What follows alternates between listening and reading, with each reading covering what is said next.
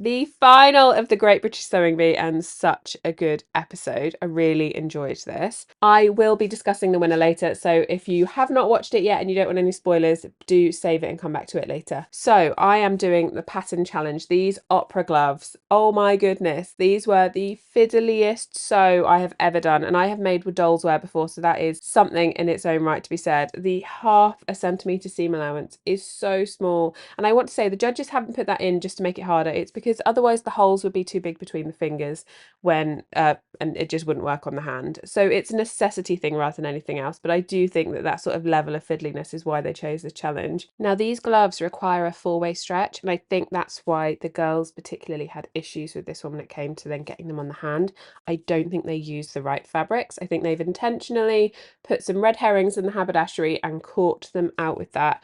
And Luke probably knew, having already made gloves before, which is great. That's the thing with experience, isn't it? I will discuss the time limit on this one at the end, because they obviously kept making comments that they deliberately made sure they have plenty of time. So I will let you know how long these actually took me to make. The transformation challenge today gave me real RuPaul's Drag Race vibes. They have a unconventional materials challenge, and that's what I felt like this was about. And it was just a bit of fun, wasn't it? I don't really think it would have paid too much into who won at the end of the day. The made to measure. Now this is a really difficult challenge to drape and to not use a sewing pattern. For most people, it's just not something they've done. Giving them the mannequins the exact size has definitely helped, but it was such a stressful watch. They'd all done such ambitious designs, and it was just tricky. So Elsa, the pleats just sat really odd in the front. Pasha's was so striking, and the pleats had a lovely shape. It was just completely unfinished and very short and quite obvious with that.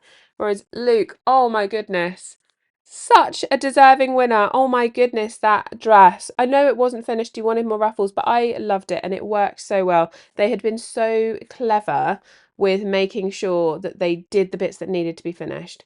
And let's note how hard it is to make a jacket without a pattern, like the collar, and get it all to sit right just from draping. So as I finish up these gloves by adding the elastic Let's Talk timing, they were given 3 hours and I was completely done in 2. Even if you add in some extra time for faffing with choosing a fabric in the haberdashery, they had plenty of time. So I don't know if they were rushed purely by the way that they edited it or whether they were genuinely rushed, hard to tell, but they did have plenty of time. The judges were right on this. So as I pop them on, you can see I've got finished gloves. I can't believe we're at the end of a season. So many amazing sewists, so many wonderful things sewn, such a humble winner who has no idea how good they are, and having called him as my favourite in week 2, I am thrilled to have been right.